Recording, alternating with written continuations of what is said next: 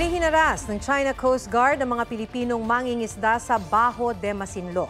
Nangingisda at kumukuha ng lamang dagat noon ang mga mangingisda nang sitahin ng mga tauhan ng China Coast Guard.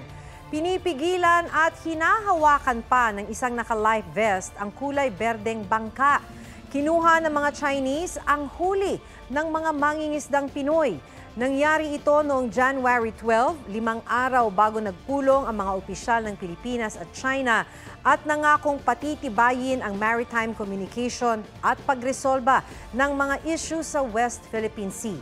Para sa AFP, nakakaalarma ang insidente. Kinuhanan na ng Philippine Coast Guard ng salaysay ang mga mangingisda. Huwag magpahuli sa mga balitang dapat ninyong malaman. Mag-subscribe sa GMA Integrated News sa YouTube. Sa mga kapuso abroad, subaybayan nyo kami sa GMA Pinoy TV at sa www.gmanews.tv.